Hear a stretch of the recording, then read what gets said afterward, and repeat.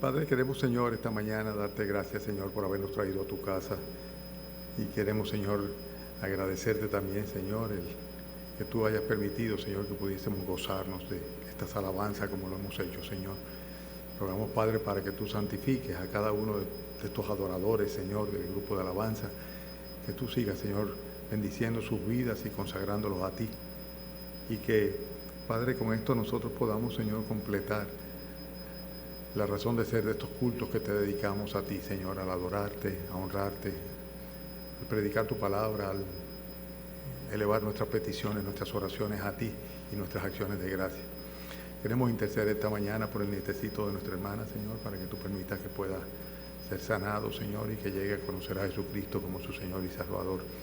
Queremos rogarte por nuestro hermano Pepe, Señor, que tú permitas que no tenga mayores consecuencias, que sea pasajero su malestar, Señor. Y también por cada uno de los que están enfermos, Señor, de nuestra congregación. Sigue guardándonos, Señor, de la pandemia, como lo has hecho, Señor. Y pedimos, Padre, que tú tengas, Señor, a bien bendecir este tiempo de la exposición de tu palabra. También, Señor, anticipamos, Señor, tu bendición para el culto de la tarde, Señor, porque vamos a celebrar la cena, Señor. Y con esto vamos a adorarte, completando así, Señor, el propósito de tu iglesia cuando se reúne, el compartir el pan, compartir la comunión, el cantar alabanza, Señor, el orar a ti y, Señor, perseverar en la doctrina, Señor. Por eso te damos gracias por los domingos, Señor, por este domingo en particular, y rogamos, Señor, que te agrades con nosotros. Bendice cada familia representada en cada uno de los que está aquí, Señor, esta mañana. Y si alguno, Padre, por algún motivo, queriéndolo, no ha podido estar, Señor, pues doblemente te pedimos tu bendición sobre ellos. Te rogamos, Señor, en el nombre de Cristo Jesús. Amén. Pueden sentarse, hermanos.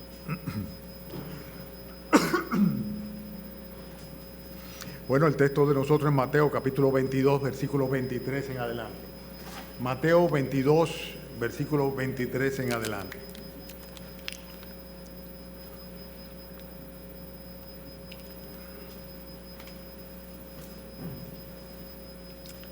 ¿Lo tenemos?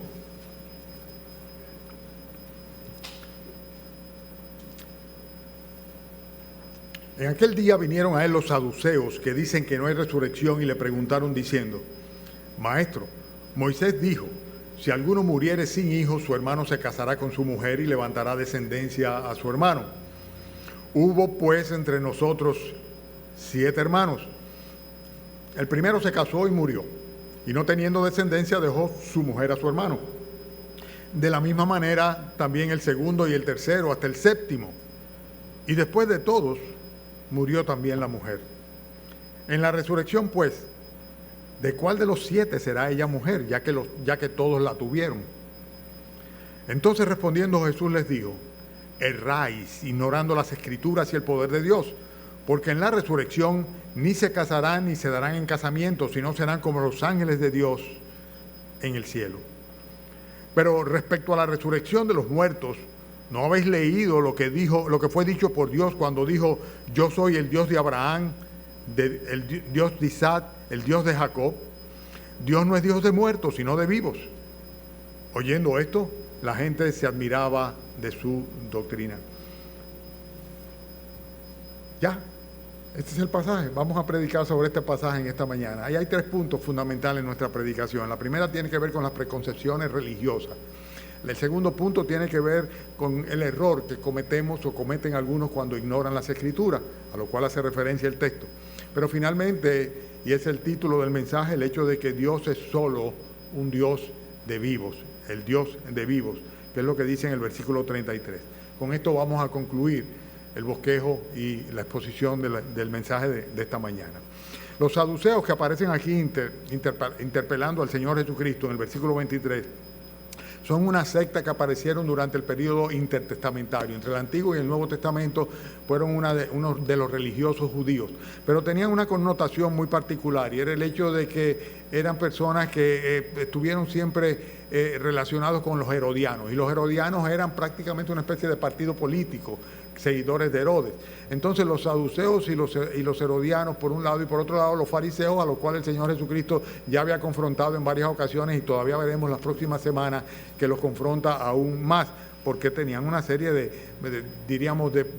doctrinas que eran más bien posiciones políticas mediante las cuales se regían, echando a un lado la ley y la propia ley mosaica, las enseñanzas, habiéndola tergiversado completamente. Pero estas personas formaban el Sanedrín. Estas eran las personas que estaban en autoridad y los que regían la vida de los judíos en la época de nuestro Señor Jesucristo.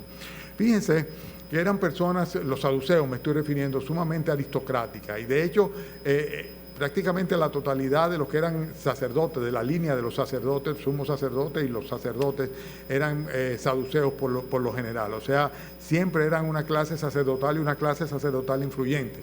Pero la característica fundamental que los diferenciaba de los herodianos, que eran fundamentalmente políticos, ¿verdad?, y de los fariseos, que eran unos religiosos recalcitrantes, era el hecho de que esta gente prácticamente negaban absolutamente la realidad del cielo y del infierno. Eran personas muy materialistas absolutos. Eran personas que inclusive no creían que habían ángeles, no creían que habían espíritus, y en cuanto a la resurrección, ellos no creían en la resurrección. Para ellos esto de la resurrección era un mito completamente, algo que no existía. Evidentemente estaban obviando completamente las enseñanzas del Antiguo Testamento, las cuales estaban a su disposición y de las cuales se suponía que ellos eran instructores o maestros. Ellos estaban con muy mala intención, tratando de desacreditar al Señor Jesucristo. El Señor Jesucristo, acuérdense que había llegado, estaba en el templo, ya había tenido un impasse, una confrontación con los fariseos. Ahora resulta que aparecen los saduceos al ver que los fariseos habían sido de alguna manera pues callados por el Señor Jesucristo, confrontados y callados por el Señor Jesucristo. Ahora entonces ellos comienzan a tratar de desacreditar al Señor Jesucristo. Y para desacreditar al Señor Jesucristo tenían que desacreditarlo como maestro, o sea, como teólogo. O sea, en otras palabras, lo que estás enseñando no se compadece con lo que recibimos nosotros de Moisés. Y por eso ellos estaban aquí confrontando al Señor Jesucristo, haciendo referencia a la ley del levirato. La ley del levirato era la que Moisés había traído como consecuencia del hecho de que querían preservar los patrimonios de cada una de las familias de los judíos. Entonces, si había una persona que moría, ¿verdad?, y la esposa no podía heredarlo porque no había descendencia, y la descendencia le correspondían a los hombres, consecuentemente debía el hermano pues casarse con aquella viuda y de esta manera pues levantar una descendencia que heredara el patrimonio del fallecido, de aquel que había fallecido. Pero todo esto eran medidas más bien de naturaleza social, política, no tenían nada que ver absolutamente con teología o con religión o con la voluntad de Dios. Era como el caso de la ley del permiso que había concedido Moisés para que se separasen, ¿verdad?, la carta de divorcio cuando había un matrimonio completamente fracasado como consecuencia fundamentalmente de la infidelidad. El hecho es que en este caso ellos estaban partiendo de una serie de preconcepciones que no eran correctas, eran preconcepciones religiosas y que estaban completamente erradas y equivocadas. Ellos no creían que había vida después de la muerte, y eso es lo que estaba tratando de decirle al Señor Jesucristo este grupo de saduceos.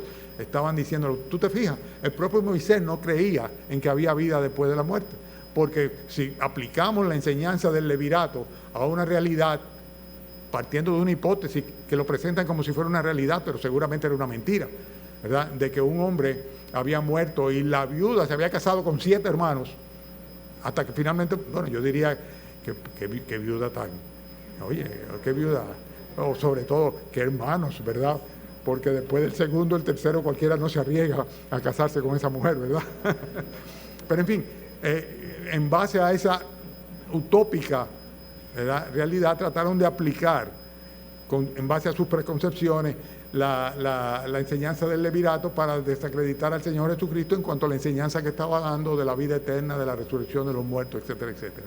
Por eso nosotros vemos que el pasaje hace mucho énfasis en el tema de la resurrección, porque la resurrección es precisamente, yo diría que columna fundamental de nuestra fe, o sea, de la estructura teológica de la fe que profesamos los creyentes. Bien, Estas preconcepciones religiosas siempre se tratan de negar o de aceptar algo que se ha recibido por tradición. Y ustedes deben saber, ¿verdad?, la cantidad de cosas que nosotros hemos aceptado por tradición. Y es interesante, a veces me da pena inclusive, como muchos creyentes, muchos de nosotros, tal vez de los que estamos acá, ¿verdad?, y otros de otras congregaciones, sobre todo en épocas como esta, época navideña, sin querer, yo digo que sin querer, porque realmente es algo que es muy sutil, pues hace referencia a cosas que no son bíblicas, ¿verdad?, que son absolutamente no bíblicas o antibíblicas en algunos casos en cuanto a lo que tiene que ver con la encarnación de nuestro Señor Jesucristo. Así sucede también durante la Semana Santa con la muerte, la pasión, muerte y resurrección de nuestro Señor Jesucristo. Recibimos una gran cantidad de información, de adoctrinamiento, por decirlo así, y estas cosas se van quedando en el medio y se van quedando en las mentes y en los corazones de las personas. Y aún a veces, cuando hemos sido rescatados de nuestra vana manera de vivir y nuestras mentes han sido regeneradas por el poder del Espíritu Santo, sin embargo esas cosas se quedan ahí en el subconsciente y cuando tú menos te lo imaginas, pues afloran en base a esas preconcepciones que tenemos. Bien, de lo que se trata aquí es el hecho de que el hombre natural, a pesar de que está vivo, en realidad la Escritura dice que está muerto. La Biblia dice, y era la enseñanza que el Señor Jesucristo y los profetas y los apóstoles daban, dice que el hombre está muerto en sus delitos y pecados. Y el hecho de que la paga del pecado sea la muerte hace que nosotros sencillamente estemos condenados no solamente a la muerte física, sino que estamos de hecho siendo, por así decirlo, yo diría que muertos vivientes, zombies, muertos espirituales. La vida física es algo completamente temporal. Y en la medida que van pasando los años y algunos de nosotros vemos como algunos de nuestros contemporáneos van falleciendo, pues nos damos cuenta de que la vida se va y se va rápida. Pero en contraste con esto tenemos la vida espiritual. Y la vida espiritual es eterna. O sea, nosotros fuimos creados por Dios para ser eternos. El pecado se introdujo en el mundo, con el pecado vino la muerte pasó a todos los hombres, todos nosotros pecamos y el pecado nos condena a la muerte física. Pero además de la muerte física, la muerte espiritual. De ahí la necesidad que teníamos nosotros, y lo veíamos hoy en la escuela dominical en la mañana, de ser vivificados espiritualmente, ¿verdad? Y esto lo hace el Señor Jesucristo pagando el precio de nuestra redención. La realidad es que la sangre y la carne no pueden heredar el reino de Dios. El hecho de ser un ser humano no nos hace herederos de la gloria, de ninguna manera. No es así. Y por eso la Escritura lo dice muy claramente, ¿verdad?, que no es posible de ninguna manera que la corrupción hereda la incorrupción. El apóstol Juan lo dice de esta manera, capítulo 3, versículo 6. Lo que es nacido de la carne, carne es, y lo que es nacido del Espíritu, Espíritu es.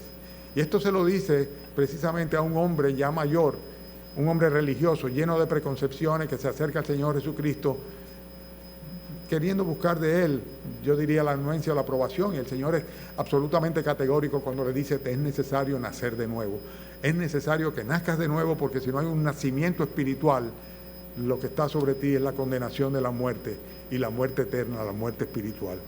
En Gálatas capítulo 6, hay una exhortación del apóstol Pablo cuando enfatiza el hecho de que el que siembra para su carne, de la carne lo único que va a cosechar es corrupción. Sin embargo, el que se involucra en cultivar, en sembrar para su espíritu, dice, del espíritu cosechará la vida eterna. Y los seres humanos estamos divididos en dos grupos, ¿verdad? Aquellos que sencillamente estamos viviendo en el pecado, van a morir en el pecado, yo no estoy en ese grupo, ¿ok? Van a morir en el pecado, van a condenarse eternamente, van a corromperse y cuando resucitarán solamente para ir a condenación eterna. Pero sin embargo hay otro grupo, que es el grupo de los creyentes en Cristo, los cuales han sido redimidos, vuelvo y repito, la palabra redención es fundamental, han sido salvados por Él, por su sacrificio de cruz, y entonces estos podrán cosechar la vida eterna.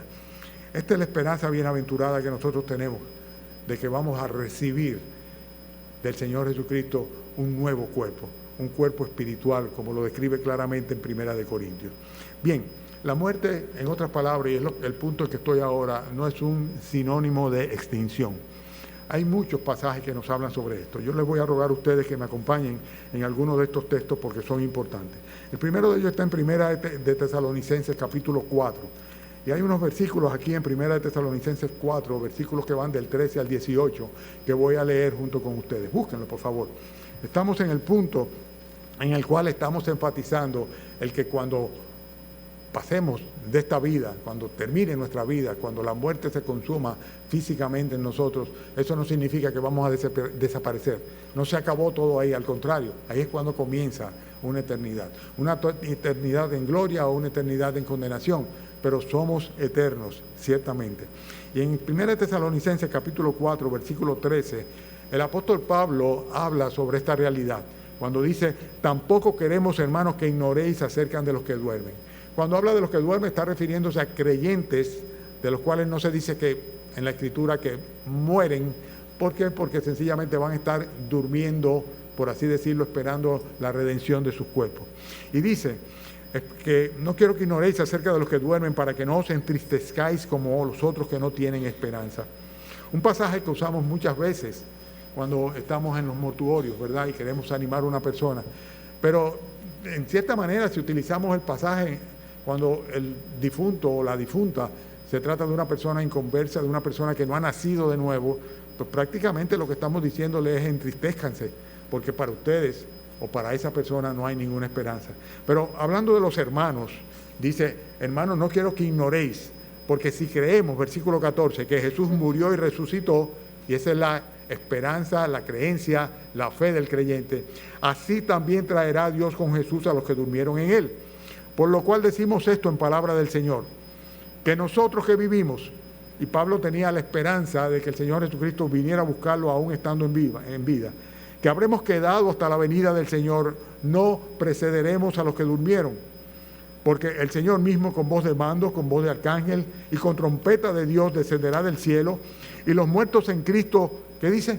Resucitarán primero, y luego nosotros los que vivimos, los que hayamos quedado, seremos ¿qué? Dice, arrebatados juntamente con ellos en las nubes para recibir al Señor. ¿Dónde? En el aire. Dice, y así estaremos siempre con el Señor. Por tanto, alentaos unos a otros con estas palabras.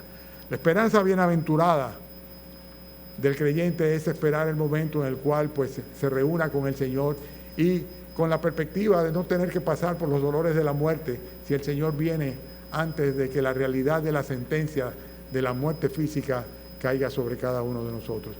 Yo tengo ya 40 años pidiéndole al Señor que venga pronto, ¿verdad? Que venga pronto y que venga ya, esperando ese momento glorioso en el cual seremos arrebatados para recibir al Señor en el aire y estar por siempre con el Señor.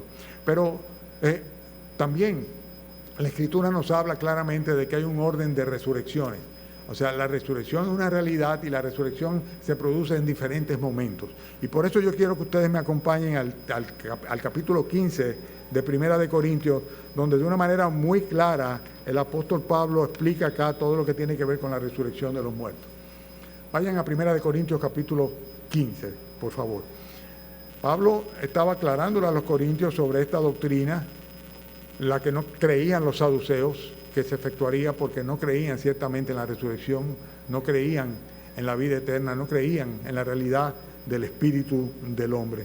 Y consecuentemente, él enfatiza el hecho de que sí va a haber una resurrección de los muertos. Y aquí en el capítulo 15 de Corintios, pues está no solamente enfatizando la realidad de la resurrección, sino que, por ejemplo, en el versículo 14 dice, si Cristo no resucitó, nuestra fe es vana. Y nuestra predicación, ¿verdad? Dice, vana también en nuestra fe. Dice porque, versículo 17, si Cristo no resucitó, vuestra fe es vana y aún estáis en vuestros pecados. Dice, y entonces, versículo 18, también los que durmieron en Cristo perecieron. Voy a leer estos versículos, los versículos que van desde el 16 hasta el 26, para enfatizar acá lo que tiene que ver con el orden de las resurrecciones. Fíjense, no solamente la realidad de las resurrecciones, ¿verdad?, sino también el orden de las resurrecciones. Dice el versículo 16, si los muertos no resucitan, tampoco Cristo resucitó. Y si Cristo no resucitó, vuestra fe es vana, aún estáis en vuestros pecados. Versículo 18, entonces también los que durmieron en Cristo, pues ya, perecieron. Si en esta vida solamente esperamos en Cristo, somos los más dignos de conmiseración de todos los hombres. Mas ahora, Cristo ha resucitado de los muertos, primicia de los que durmieron es hecho. Porque por cuanto la muerte entró por un hombre, refiriéndose a Adán, también por un hombre la resurrección de los muertos, refiriéndose a Cristo. Porque así como en Adán todos mueren, también en Cristo todos serán vivificados. Pero cada uno a su debido orden. Y aquí habla del orden de la resurrección. El primero fue Cristo, dice Cristo las primicias. Luego los que son de Cristo en su venida, en el momento en el cual el Señor venga y arrebate su iglesia, ¿verdad? Que también, como leímos, los muertos en Cristo resucitarán en ese momento, los que hayan muerto antes, y los que estén vivos van a ser arrebatados para reunirse con ellos en el aire y recibir así al Señor. Y luego dice entonces, en el versículo 24, haciendo referencia a la venida del Señor Jesucristo en gloria, dice, y luego el fin. Luego el fin. Cada orden es distinto. Primero Cristo, después los que son de Cristo, y luego los que van a resucitar al fin. Dice, luego el fin, cuando entregue el reino al Dios y Padre, cuando haya suprimido todo dominio y toda autoridad, haciendo referencia al final del milenio. Dice, porque es preciso que Él reine hasta que haya puesto a todos sus enemigos por debajo de sus pies. Y el postrer enemigo que será destruido es la muerte. Entonces, lo que tendremos serán nuevos cielos y nuevas tierras. Nuevo cielo y nueva tierra, ¿verdad? Donde estaremos por siempre con el Señor. Pero la muerte de ninguna manera es un sinónimo de extinción. La resurrección debe efectuarse, ¿verdad? Va a suceder a la final trompeta. En el 15, en el versículo 51, habla sobre esto, lo que nos espera a nosotros los creyentes. Versículo 50, ¿lo tienen ahí? 1 Corintios 15, 50. Cuando dice, voy a leer desde antes, desde el 49. Así como hemos traído la imagen del terrenal, hablando de Adán, también traeremos también la imagen del celestial. Pero el versículo 50 dice, pero esto digo, hermanos, que la carne y la sangre no pueden heredar el reino de Dios, ni la corrupción hereda la incorrupción. Aquí os digo un misterio, no todos dormiremos, pero todos seremos transformados. En un momento, en un abrir y cerrar de ojos, a la final trompeta, porque se tocará la trompeta, los muertos serán, ¿qué dice? Resucitados, serán resucitados, ¿verdad? Resucitados incorruptibles, y nosotros, refiriéndose a los creyentes que estén vivos en el momento, dice, seremos transformados. Esto es versículo 53, porque es necesario que esto corruptible se vista de incorrupción, esto mortal se vista de inmortalidad, y cuando esto corruptible se haya vestido de incorrupción y esto mortal se haya vestido de inmortalidad, entonces se cumplirá la palabra que está escrita, sorbida es la muerte en victoria. Por eso el apóstol podía decir, ¿dónde está, oh muerte, tu aguijón? ¿Dónde, oh sepulcro, tu victoria? Ya que el aguijón de la muerte es el pecado, y el poder del pecado la ley, mas gracias sean dadas a Dios que nos da la victoria por medio de nuestro Señor Jesucristo. Hermanos, la muerte no es un sinónimo de extinción. La esperanza del creyente es que va a ser resucitado, así como Cristo fue resucitado, si ha fallecido, o va a ser arrebatado por el Señor Jesucristo en el día de su venida. Y todo esto es algo que sencillamente los saduceos ignoraban. O sea, no tomaban en cuenta. ¿Por qué? Porque tenían una serie de tradiciones que habían asumido, en las cuales para ellos no contaban ninguna de estas realidades espirituales. Ahora, ¿cuál es el requisito para que la resurrección se efectúe? Es muy claro, el hecho de que es necesario que haya muerte antes. Fíjense lo que dice los versículos 35 al 38, en el mismo pasaje en que estamos. Dirá alguno, ¿cómo resucitarán los muertos? ¿Con qué cuerpo vendrán? Dice, necio, lo que tú siembras no se vivifica si no muere antes. Y lo que siembra no es el cuerpo que ha de salir, sino el grano desnudo, ya sea de trigo o de otro grano. ¿Están siguiéndome? ¿Están siguiéndome? Me doy a entender. Dice, pero Dios le da al cuerpo como Él quiso, y a cada semilla su propio cuerpo. No toda carne es la misma carne, sino una carne es la del hombre, otra la de las bestias, otra de los peces, otra de las aves. Hay cuerpos celestiales y cuerpos terrenales, pero una es la gloria de los celestiales y otra la de los terrenales. Y dice, versículo 41, una es la gloria del sol y otra es la gloria de la luna y otra la gloria de las estrellas. Pues una estrella es diferente a otra en gloria. Entonces, el paralelismo está en el versículo 42, cuando dice, así también es la resurrección de los muertos. Se siembra en corrupción, resucitará en incorrupción. Se siembra en deshonra, resucitará en gloria. Se siembra en debilidad, resucitará en poder. Se siembra cuerpo animal, resucitará cuerpo espiritual. Hay cuerpo animal y hay cuerpo espiritual. La resurrección del creyente es una realidad, así como va a ser también una realidad la resurrección del incrédulo. Y fíjense las características de la resurrección. Por ejemplo, el versículo 42 habla de que si bien se siembra en corrupción, dice, se levantarán en incorrupción. O sea, hay un contraste entre incorrupción y corruptividad. Incorruptividad, perdón, y corruptividad, o corrupción. Se habla, versículo 43, se habla de que la resurrección va a ser en gloria, pero esto va contrastado con la realidad de la deshonra, ¿verdad?, que implica la muerte bajo el pecado. Habla de que seremos resucitados con poder, mientras que sin embargo hoy día somos personas llenas de debilidad. Que hoy día tenemos cuerpo animal, pero tendremos un cuerpo espiritual que va a ser semejante al que Jesucristo manifestó luego de su resurrección y que tendrá características muy particulares que no se van a compadecer en absoluto con las características de este cuerpo mortal que hoy día tenemos, Señor.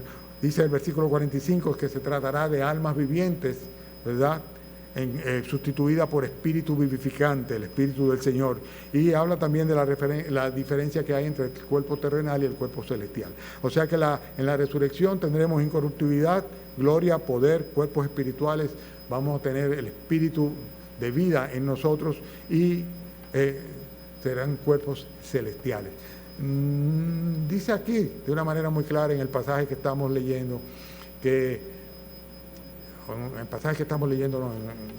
un pasaje que es subsiguiente, dice que el Señor, en un pasaje paralelo, dice que el Señor le especifica a ellos que los creyentes van a ser como los ángeles, absolutamente. O sea que no se van a necesitar casar ni darse en casamiento cuando estén allá, porque serán como los ángeles del Señor. Vamos entonces ahora de nuevo al texto de nosotros que está en Mateo capítulo 22. Mateo capítulo 22. Las preconcepciones religiosas de los saduceos les hacían ignorar la doctrina de la resurrección de los muertos. Consecuentemente, cuando no hay esperanza de una resurrección, ¿qué es lo que dice el apóstol Pablo? Dice, si no hay resurrección, entonces comamos y bebamos, que mañana moriremos. Lo único que nos espera es la muerte. Yo no sé si ese es el caso tuyo, pero si no tienes la esperanza de la resurrección, si ya no ha sido vivificado tu Santo Espíritu, si no cuentas con el Espíritu Santo en ti y has experimentado un nuevo nacimiento, pues no eres de Dios y lo único que te espera es la corrupción y la condenación eterna. Ahora, ¿cuál es el segundo punto del texto de hoy? Está en los versículos 29 en adelante. Fíjense, por ejemplo, en el versículo 29, ¿qué es lo que le dice el Señor a los fariseos?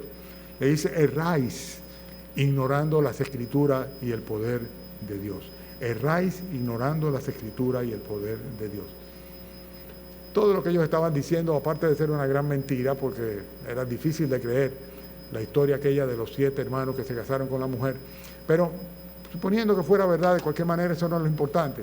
Lo importante era el hecho de que estaban partiendo de una preconcepción religiosa falsa y estaban tratando de desacreditar al Señor Jesucristo, apelando precisamente al mandamiento dado por Moisés por orden del Señor, porque sin lugar a duda era palabra de Dios. Entonces, lo que le dice es que son unos ignorantes el Señor Jesucristo, porque estaban ignorando no solamente el poder de Dios, sino también lo que decían las Sagradas Escrituras. Las Escrituras es lo que nos hace vernos a nosotros mismos bajo la mirada escudriñadora de nuestro Dios. O sea, de otra manera nosotros no podríamos darnos cuenta de que somos seres humanos y en consecuencia la depravación del mundo, la depravación es universal y nosotros somos parte de ello antes de venir a los pies de nuestro Señor Jesucristo. El hombre es culpable, no puede apelar o culpar a otro por su propio pecado, ¿verdad? No puede decir ni siquiera es culpa de Adán o es culpa de Eva, no. O sea, cada uno de nosotros también, a pesar de que tenemos una herencia pecaminosa, pues nosotros somos infractores de la ley de Dios. Aquel que diga que no ha pecado está haciendo a Dios mentiroso y la verdad no está en él, absolutamente. Consecuentemente, las Escrituras es las que nos hace ver a nosotros mismos desde la perspectiva de Dios. De ahí la importancia de exponer a nuestros hijos desde pequeños y nosotros mismos venir una y otra vez a las Escrituras, porque se convierte en el espejo en el cual nosotros nos vemos tal cual somos. Fuera de eso no tenemos ninguna posibilidad, porque la tendencia natural del ser humano es a la autojustificación. Por otra parte, la Escritura tiene también de una manera particular la sentencia jurídica que nos condena. O sea, cuando la Biblia dice que la paga del pecado es muerte, no está dando alternativas.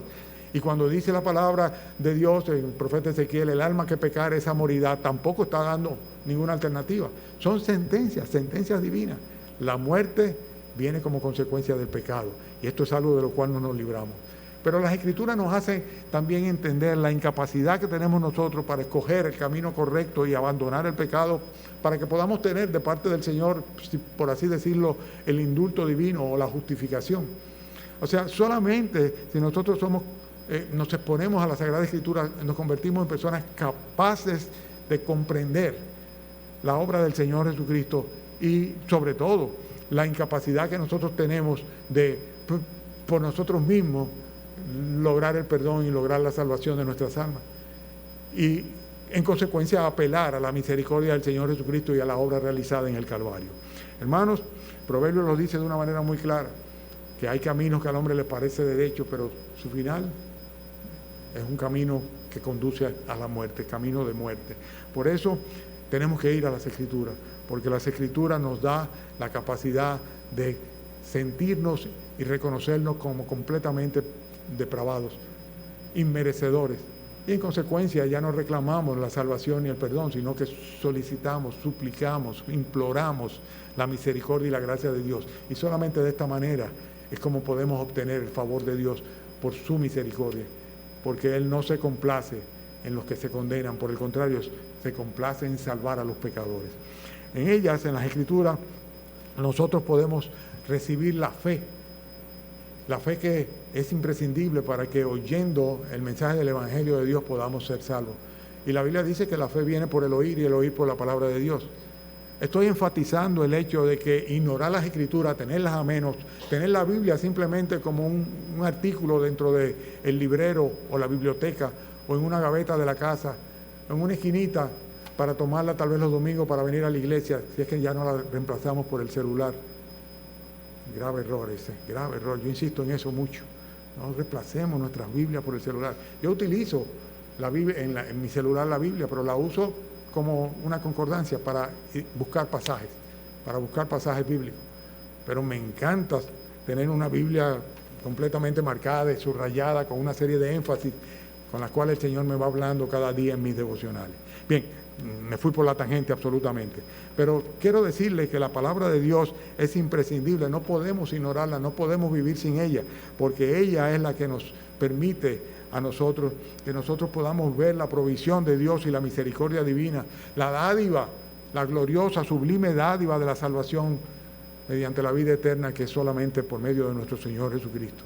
Y esto es algo que recibimos por fe, y esto oyendo la palabra de Dios. La Biblia también es la que nos guía en el proceso de santificación. O sea, no hay ninguna posibilidad de que nosotros, por nosotros mismos, de una manera automática, nos santifiquemos para el Señor, que no sea bajo el influjo poderoso de su Santo Espíritu a través de su palabra en nosotros. Entonces, ¿qué hacían los fariseos, los saduceos? Dice, estaban ignorando las Escrituras. Estaban ignorando las Escrituras y subestimando el poder de Dios a través de las Escrituras. Y por eso ellos sencillamente se acogían a, vamos a llamarle, a su parte religiosa, como tanta gente que conocemos nosotros, que están tan afianzados en un catolicismo absurdo, completamente contrario a las enseñanzas bíblicas y que los mantienen en camino de condenación, siguiendo a ciegos, siendo guiados por estos ciegos, para finalmente caer todos en el hoyo. Si nosotros ignoramos las Escrituras, vamos a terminar cometiendo los errores de los saduceos.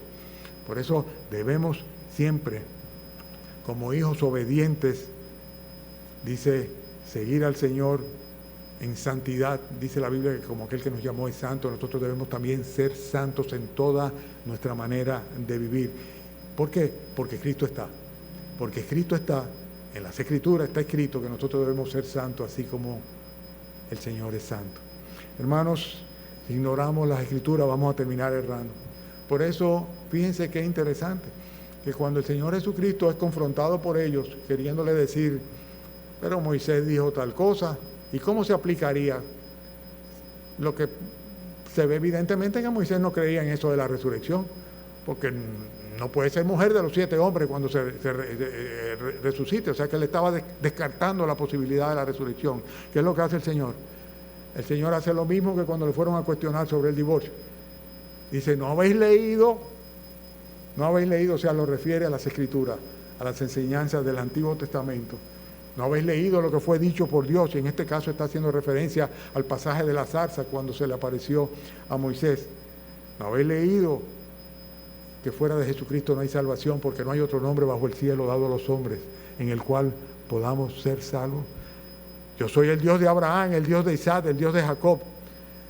Dios no es Dios de muertos, sino de vivos. Este es el tercer punto y el final del mensaje de esta mañana. El primero, el problema que tiene que ver con las preconcepciones religiosas.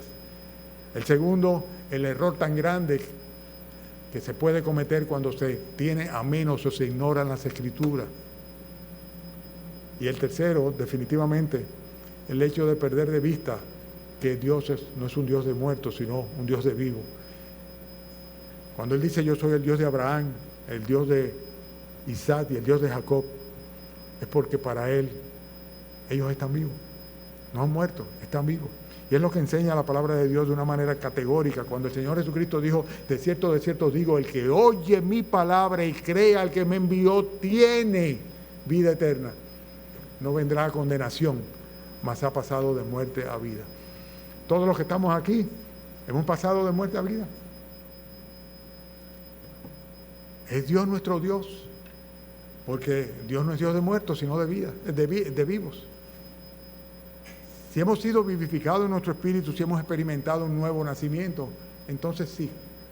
Cristo lo dijo, yo soy la resurrección y la vida, el que cree en mí, aunque esté físicamente, esperando la resurrección, dice, vivirá. Pero dice, además, y todo aquel que vive y cree en mí no morirá para siempre. O sea, la muerte realmente no se enseñoreará de ninguna manera de los creyentes. ¿Por qué? Porque Dios es Dios de vivos. Para Dios, todos sus hijos viven y vivirán para siempre con Él. El Señor lo dijo, yo he venido para que tengáis vida. Y dice, y vida en abundancia. Si tú no has experimentado un nuevo nacimiento espiritual, escúchame bien, porque es muy importante esto. Si no has experimentado un nuevo nacimiento, si eres la misma persona, si no ha habido un despertar espiritual en tu vida, un arrepentimiento, una conversión, un cambio de vida, una transformación en ti, evidentemente no estás dando señal de haber sido nacido de nuevo. Pero si ese es el caso, lo que tienes que hacer es muy claro, debes arrepentirte de tus pecados, creer en el Señor Jesucristo, descansar en Él para salvación y suplicarle con insistencia hasta que estés seguro, segura de que ha perdonado tus pecados, que te reciba como hijo. Porque Dios no es Dios de muertos, sino de vivos. Te es necesario nacer de nuevo por la fe en nuestro Señor Jesucristo. Pero si tú eres de Dios, si te ha sido concedida la vida eterna, entonces Dios es tu Dios. A veces me gustaría decir, levanten la mano los que tienen a Dios como Dios. En otras palabras, levanten la mano los que están vivos espiritualmente, pero no lo voy a hacer. Pero esa es la pregunta de esta mañana. Pero hay una segunda pregunta. Si ciertamente Dios es nuestro Dios, si ciertamente hemos sido vivificados por su Santo Espíritu, si ciertamente la sangre de nuestro Señor Jesucristo nos ha limpiado de todo pecado, si tenemos una nueva vida, si somos nuevas criaturas en Cristo, ¿vivimos como tales? ¿Vivimos como tales? ¿Vivimos para Dios? Tenemos que tener mucho cuidado de no convertirnos en personas religiosas, como los saduceos. Tenemos que tener mucho cuidado, o como los fariseos, o como los herodianos, o como los escribas. Vamos a ver que cada uno de estos grupos van a acercarse al Señor Jesucristo no con una actitud de arrepentimiento, sino de autojustificación. Y eso no puede ser. Eso no puede ser.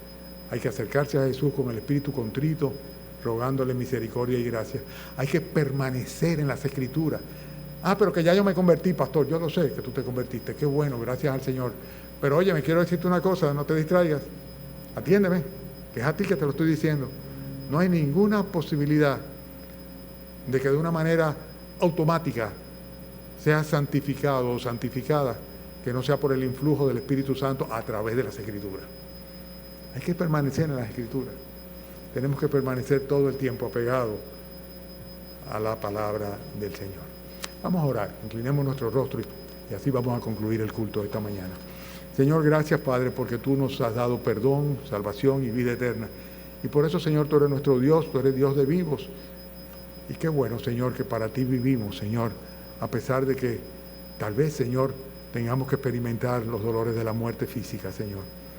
Gracias, Padre, porque todo aquel que vive y cree en tu Hijo, nuestro Señor Jesucristo, dice, tiene la vida eterna. Gracias por habernos concedido la fe para ser salvos, Señor. Concédenos también, Señor, la fe para perseverar en tu gracia, Señor, para vivir para ti, Señor, ya que tú eres nuestro Dios y que vivimos, Señor, por ti y para ti. Bendice tu iglesia, bendice cada uno de los presentes. Te rogamos, Señor, también por el culto de la tarde desde ya, Señor, para que la enseñanza de Primera de Corintios pueda calar en nuestros corazones, Señor, y que tú permitas, Señor, que podamos honrarte con la cena, Señor, recordando tu sacrificio de cruz, la redención, el precio tan alto que pagaste cuando derramaste tu sangre por causa nuestra para redimirnos de las consecuencias del pecado. Bendice cada alma aquí presente, Señor. No permita, Señor, si es tu voluntad, que simplemente sean oidores, Señor, sino también hacedores de tu palabra a todos los que se exponen a ella, Señor. Permite, Padre, que haya un reto personal para cada uno, Señor, a fin de tomar decisiones para ti y por ti, Señor. Gracias, Padre, por cada uno de los que nos permitiste llegar hasta aquí, a tu iglesia, y gracias por aquellos que nos han dado seguimiento a través de las imágenes, Señor, de las redes sociales, del internet, Señor. Bendice cada hogar, Señor, y cada persona en particular, y gracias por ser Dios de vivos, Señor. Gracias por habernos vivificado, Señor, y por ser nuestro Dios. Te las damos en el nombre del Señor Jesucristo. Amén.